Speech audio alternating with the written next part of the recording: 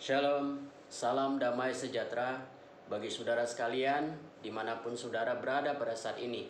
Saya berdoa kiranya Tuhan senantiasa memberkati kehidupan saudara, Tuhan menopang saudara sekalian, dan Tuhan memberkatimu dan memberkati keluargamu dan seluruh kehidupanmu. Saudara, mari buka Alkitabmu, perhatikan di dalam Lukas pasal yang ke-10 ayat ke-38 sampai dengan ayat yang ke-42. Lukas pasal 10 ayat 38 sampai dengan ayat 42. Bapak Ibu Saudara yang Tuhan kasihi, tidak terasa kita sudah memasuki bulan Desember. Dan sebentar lagi kita akan merayakan kelahiran Juru Selamat Tuhan kita, Yesus Kristus. Karena itu saya mengajak kita mempersiapkan diri kita dalam menyambut Natal pada tahun ini. Nah saudara, di dalam bagian Alkitab yang saya sebutkan tadi di dalam Lukas pasal 10 ayat 38 sampai 42, kita membaca dan kita menemukan ada dua orang yang memiliki karakteristik yang berbeda. Yang satu bernama Marta. Marta adalah seorang gadis yang aktif di dalam mengurus hal-hal yang praktis. Dia rajin melayani orang-orang yang berkunjung ke rumahnya. Dia sibuk mempersiapkan segala kebutuhan jasmani bagi tamu-tamu yang datang ke rumahnya. Dan yang kedua adalah Maria. Maria adalah seorang gadis yang tenang. Ketika Yesus datang ke rumahnya, dia tidak seperti Marta yang sangat sibuk melayani sampai dia tidak punya waktu untuk mendengarkan pengajaran dari Yesus. Marta sangat sibuk mempersiapkan segala kebutuhan jasmani bagi para tamu. Sementara Maria adalah seorang yang duduk tenang mendengarkan apa kata Yesus. Namun saudara, dari bacaan di atas kita menemukan bahwa Tuhan Yesus justru menegur Marta yang sangat sibuk melayani tamu dan memuji Maria yang duduk tenang mendengarkan. Mengapa Tuhan Yesus menegur Marta? Bukankah Marta dan Maria justru saling melengkapi satu sama lain? Bukankah di dalam pelayanan kita justru membutuhkan orang-orang yang seperti Marta, yang rela turun tangan melayani jemaat yang membutuhkan kebutuhan jasmani?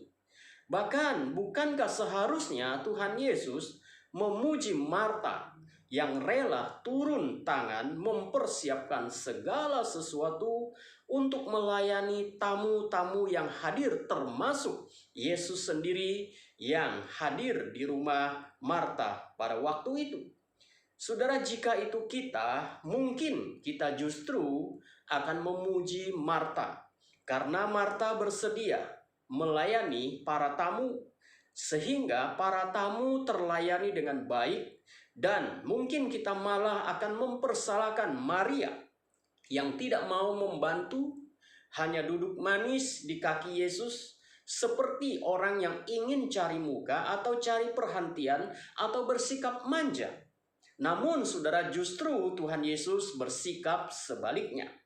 Dia memuji Maria dan dia menegur Marta. Ketika sibuk melayani, Marta melihat Maria yang sedang duduk manis di dekat kaki Yesus, dan Marta berkata kepada Tuhan Yesus, "Tuhan, tidakkah engkau peduli bahwa saudaraku membiarkan aku melayani seorang diri? Suruhlah dia membantu aku." Di ayat 48. Saudara, saya rasa bahwa Marta protes kepada Tuhan itu adalah sesuatu yang wajar, karena dia sudah sangat sibuk melayani, mempersiapkan segala sesuatunya untuk para tamu. Sementara Maria sedang duduk manis di dekat kaki Yesus. Maria protes kepada Tuhan Yesus dan kemudian meminta supaya Tuhan Yesus menegur Maria. Nah, saudara-saudara, yang menarik adalah Marta tidak berani bicara langsung menyuruh Maria membantunya. Kita tidak tahu kenapa saudara, dia justru meminta Yesus untuk memerintahkan Maria agar turun tangan dan membantunya.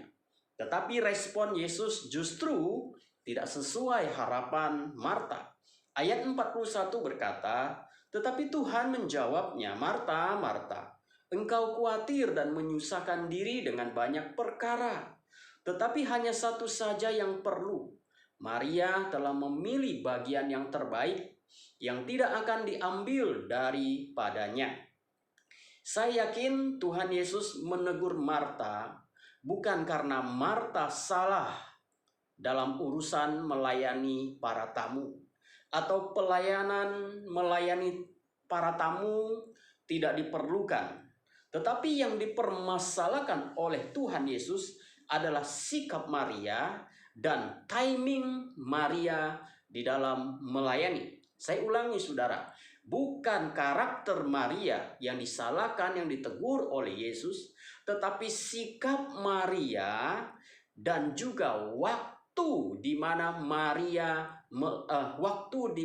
Marta melayani. Jadi Tuhan Yesus tidak menegur tentang kesibukan daripada Marta, tetapi Yesus justru menegur sikap Marta dan waktu yang dipergunakan oleh Marta di dalam dia sibuk melayani. Mari kita perhatikan mengenai sikap Marta di dalam melayani. Di ayat 40 berkata, sedang Marta sibuk sekali melayani. Saudara, kata sibuk sekali di dalam terjemahan aslinya mengatakan bahwa Marta menjadi bingung. Bingung artinya tidak konsen, tidak fokus, karena mungkin Marta belum terbiasa melayani banyaknya tamu yang datang ke rumahnya, atau bingung harus berbuat apa karena yang datang ke rumahnya adalah panutan dirinya yang bernama Yesus. Sebenarnya Marta tidak perlu bingung, tetapi harusnya dia santai saja. Karena apa? Karena justru yang hadir adalah tamu-tamu yang dia kagumi, yaitu salah satunya adalah Yesus Kristus bersama dengan murid-muridnya. Harusnya itu mendorong dia menjadi sukacita di dalam melayani. Tetapi justru dikatakan dia bingung sekali, dia sibuk sekali, menjadi bingung untuk melakukan sesuatu. Saudara bisa tahu, bisa membayangkan bagaimana seseorang dalam kondisi bingung, bikin ini salah, bikin itu salah, dan tidak fokus. Dan itulah yang dialami oleh Marta. Lalu kemudian yang kedua mengenai waktu, ya. Saya percaya bahwa pada waktu itu seharusnya Marta duduk tenang seperti Maria dan mendengarkan pengajaran Yesus terlebih dahulu. Tetapi waktu untuk mendengarkan pengajaran Yesus justru dipakai oleh Marta untuk mempersiapkan segala hal yang bersifat sekunder, dan fokusnya adalah kebutuhan jasmani.